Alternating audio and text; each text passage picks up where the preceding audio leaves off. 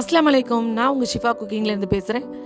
இன்றைக்கி நம்ம என்ன ரெசிபி பார்க்க போகிறோன்னா, இஃப்தாருக்கு நான் செஞ்ச நவாபி சேமி சூப்பராக இருக்கும். வாங்க எப்படி செய்கிறதுன்னு சொல்கிறேன். இங்கே ஒரு கடாயில் சேமியா ஒரு பாக்கெட் எடுத்துருக்கேன். அதை நல்லா க்ரஷ் பண்ணி சேர்த்துக்கிட்டு அது கூட நல்லா 2 ஸ்பூன் நெய் ஃபுல்லாக சேர்த்துக்கோங்க. சேர்த்து நல்லா அதை வறுக்கணும். நல்லா அது ரோஸ்ட் ஆகி நல்லா கலர் மாதிரி வரணும். பார்த்தீங்களா, இந்த மாதிரி நல்லா கலர் மாதிரி வந்ததுக்கப்புறம் இது கூட ஒரு 4 ஸ்பூன் சர்க்கரை எடுத்து மிக்சியில் பொடி பண்ணி இது கூட சேர்த்துக்கோங்க. அதுக்கப்புறம் அதே மாதிரி ஒரு 3லேருந்து 4 ஸ்பூன் அளவுக்கு பால் பவுடர் சேர்த்துக்கோங்க. நல்லா மிக்ஸ் பண்ணி விட்டுருங்க. பால் பவுடர் வந்து கண்டிப்பாக சேர்க்கணும். அப்போ தான் அந்த சேமியாவில் ஒரு ரிச் டேஸ்ட் கிடைக்கும். இப்போ பாருங்களேன், கொஞ்ச நேரத்தில் அந்த சக்கரைலாம் மெல்ட் ஆகிடுச்சு. அந்த வெள்ளையாக இருக்கிறது ஃபுல்லாக பால் பவுட்ரு.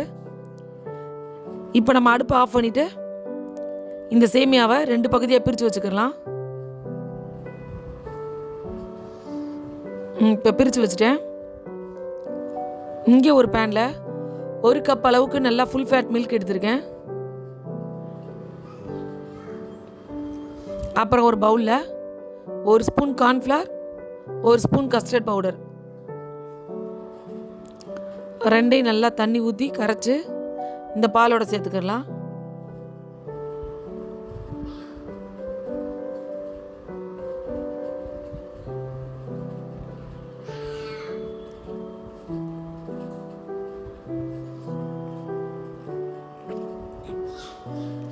இப்போ இதை அடுப்பில் வச்சு காய்ச்சிக்கிடலாம். இது கூட பொடிச்ச சக்கரை ஒரு 3 ஸ்பூன் சேர்த்துக்கிறேன். பார்த்தீங்களா, ரெண்டுமே உடனே கொதிக்க ஆரம்பித்த உடனே திக்காக வந்துடும். இந்த ஸ்டேஜில் ஒரு 1/4 கப் மில்க் மேட் சேர்த்துக்கிறேன். இப்போ மில்க் மேட் சக்கரை அந்த எல்லாமே சேர்ந்து நல்லா மிக்ஸ் ஆகி கொதிச்சு வந்துருச்சு. இப்போ அடுப்பு ஆஃப் பண்ணிடுங்க. இப்போ ஒரு ட்ரேயில் நம்ம எடுத்து வச்ச சேமியாலேருந்து ஒரு பகுதி அதில் சேர்த்துக்கிறேன். சேர்த்துட்டு இந்த மாதிரி லெவல் பண்ணி விட்டுட்டு ஏதாவது ஒரு டம்ளரோ இல்லை கிண்ணமோ எடுத்து டைட்டாக ப்ரெஸ் பண்ணி விட்டுருங்க. அது அப்படி செட் ஆகிற மாதிரி டைட்டாக ப்ரெஸ் கொடுத்துருங்க. நல்லா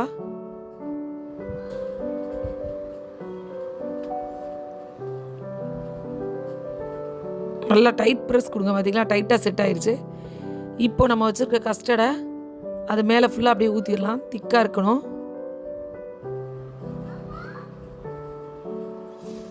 இப்போ இது ஒரு நல்ல திக் லேயராக மேலே ஃபார்ம் ஆயிடுச்சு.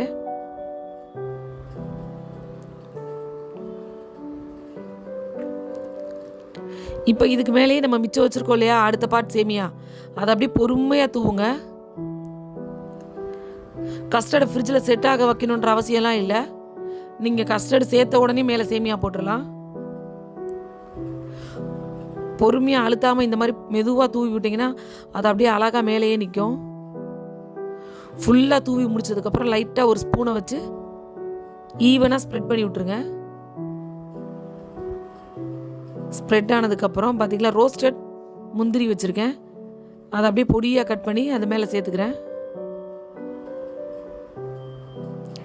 இப்போ பாதாம் பொடியாக நறுக்கி அதையும் அது மேலே சேர்த்துக்கிறேன். பிஸ்தா இருந்தால் நீங்கள் சேர்த்துக்கோங்க. இதில் நட்ஸ் கொஞ்சம் நிறையா சேர்த்துக்கோங்க. ஃப்ரிட்ஜில் கொஞ்சம் நேரம் செட் பண்ண வச்சுட்டு எடுக்கிறேன்.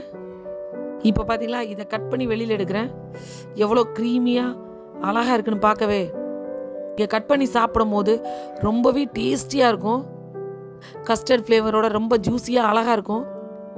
என்னோட இந்த ரெசிபி உங்களுக்கு பிடிச்சிருந்துச்சுன்னா என்னோட சேனலை லைக் பண்ணுங்கள், ஷேர் பண்ணுங்கள், சப்ஸ்கிரைப் பண்ணுங்கள். சூப்பர், சப்ஸ்கிரைப் பண்ணுங்க. தேங்க்யூ.